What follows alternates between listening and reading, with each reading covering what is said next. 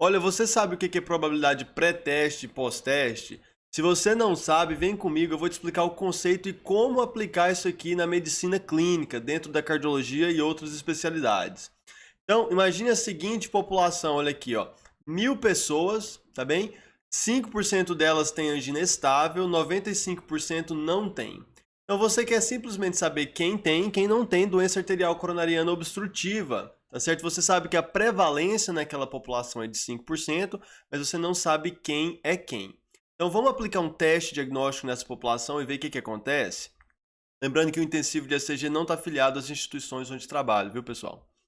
Então vamos aplicar aqui um teste ergométrico. O teste ergométrico é um teste de esteira, onde você coloca o paciente para correr na esteira, e aí a gente quer ver dor torácica e alterações isquêmicas no eletro, né? O infra-horizontal ou descendente, maior que 1 milímetro, e assim por diante.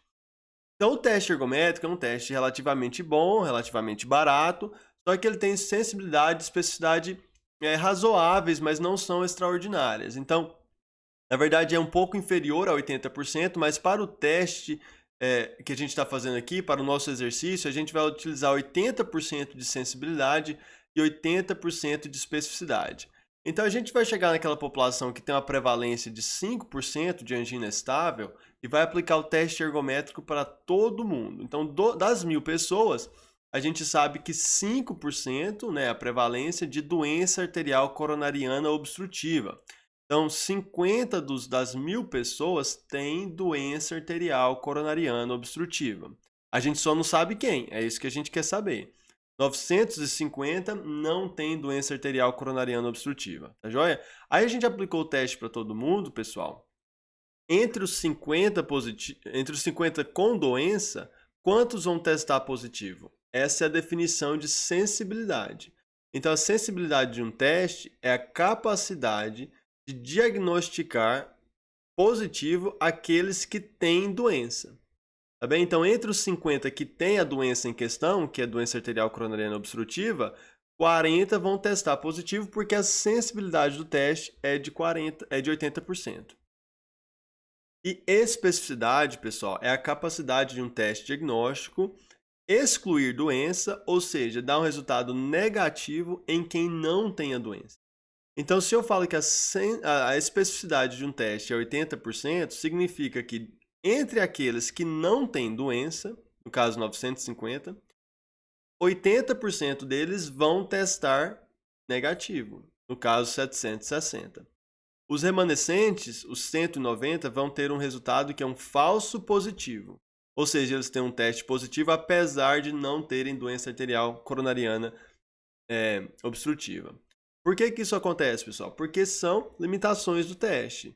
Nenhum teste diagnóstico é perfeito, todos têm limitações, alguns mais, outros menos, e é fundamental entender isso quando a gente pratica medicina clínica, medicina diagnóstica, para depois implementar uma intervenção ou até mesmo testes diagnósticos futuros.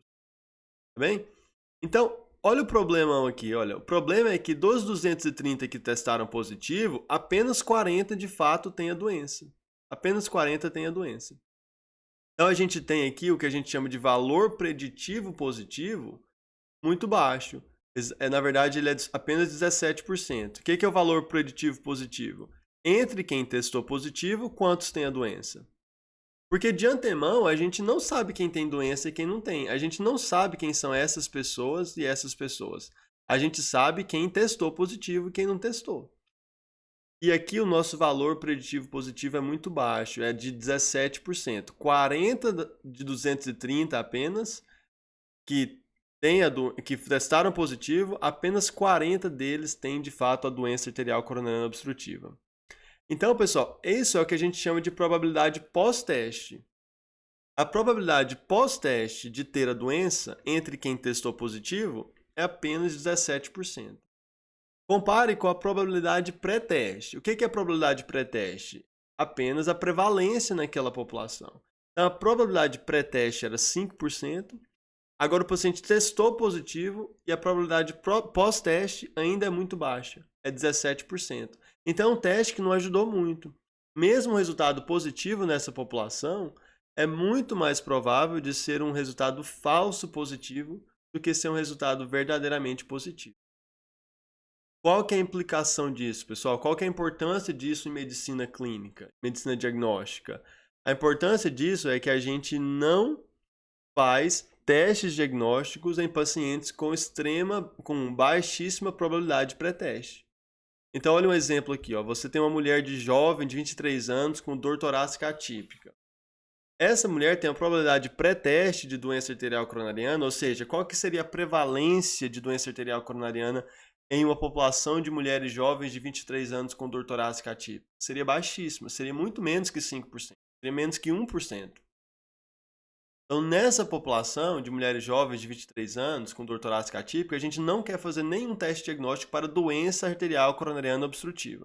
Você pode investigar músculo esquelético, pode investigar gastrointestinal, mas você não vai fazer um teste ergométrico, por exemplo, para fins, né, de doença arterial coronariana obstrutiva. O teste ergométrico serve outros propósitos, não é o que a gente está discutindo aqui. Você pode ver arritmia, ver capacidade do esforço do paciente, mas a gente não usa esse teste, a gente não vai pedir um teste ergométrico nessa paciente aqui, porque a probabilidade pré-teste dela é muito baixa, e mesmo se ela tiver um resultado positivo, alteração do segmento ST, dor torácica durante o exercício, a probabilidade de ser doença arterial coronariana é muito baixa, mesmo com resultado positivo. Bem, vamos treinar isso aqui mais? Olha essa outra população aqui. Aqui a gente tem um grupo de homens com dor torácica típica entre 60 e 69 anos de idade. Então, isso aqui é da diretriz europeia de doença arterial coronariana crônica, tá bem? Então, nessa população de homens de 60 anos com dor torácica típica, a probabilidade de pré-teste, ou seja, a prevalência de doença arterial coronariana obstrutiva, é de 44%. Então, agora, se a gente for aplicar o mesmo exercício nessa população, se a gente pegar 1.000 homens de 60 anos com dor torácica típica, 440 tem a doença e 560 não tem doença arterial coronariana obstrutiva. Agora, dos 440 que tem, eu só não sei quem é. É isso que eu quero descobrir. Eu quero descobrir se esse paciente na minha frente, ele tem doença arterial coronariana ou se ele não tem. Então, a gente vai aplicar o teste diagnóstico. O teste diagnóstico ele tem sensibilidade de 80%. Então, entre quem tem a doença, entre os 440 que tem a doença, ele vai pegar a doença em 352. Tá certo? Ou seja, 88 vão ter um resultado falso negativo. Um teste negativo, mesmo tendo a doença. É uma limitação do teste. Não tem muito que você pode fazer. Você pode pedir outro teste. Tá certo? Mas esse teste aqui tem essa limitação. A doença arterial coronariana, a ausência dela, né? A gente vai avaliar nessa coluna aqui. Então, 560 pacientes não têm doença arterial coronariana. Eu só não sei quem. Só porque eu sei que a especificidade do teste é de 80%. Ou seja, entre os 560 sem doença, 80% vão testar negativo. É isso que é especificidade. 448 vão ter um teste negativo entre aqueles que não têm doença, 560. Tá bem? Então, o que a gente vai levar dessa tabela aqui, pessoal? O resultado do teste. É isso que a gente vai ter na nossa frente. É isso que a gente, cuidando do paciente, vai interpretar. E olha lá, entre aqueles que testaram positivo, 464, 352 têm a doença. É perfeito? Não é, mas é muito melhor que o cenário anterior. Aqui, entre 454 que testaram positivo, 76% têm de fato a doença. Então, a nossa probabilidade pós-teste no paciente que testou positivo é de 76%. Aumentou significativamente em relação à probabilidade pré-teste, que era a prevalência na população de 44%. E olha o tanto que o teste ajuda também no paciente negativo. Olha aqui, entre quem testou negativo, 536, a grande maioria, de fato, não tem a doença. Porém, 88 tem um teste falso negativo, ou seja, eles testaram negativo apesar de ter doença. Então, isso aqui é a probabilidade pós-teste com um teste negativo. A probabilidade de que o paciente não tenha, de que o paciente que não testou positivo, ou seja, que o paciente testou negativo, é a probabilidade que esse paciente ainda tenha a doença, que seja um falso negativo. Nesse caso é 16%.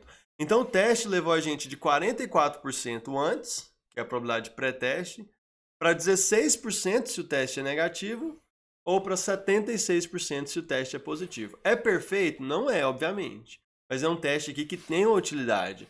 Porque a partir de onde eu levar esse diagnóstico, essa probabilidade pós-teste, eu posso pensar em testes diagnósticos adicionais. Tá bem? Então, isso aqui, esse conceito é muito importante, pessoal, na medicina clínica, que é a probabilidade pré-teste e pós-teste. A gente não pede teste diagnóstico quando a probabilidade de pré-teste é muito baixa, tá certo? Então a gente não faz isso porque um resultado positivo é muito provavelmente um teste falso positivo, como eu mostrei para vocês, tá certo?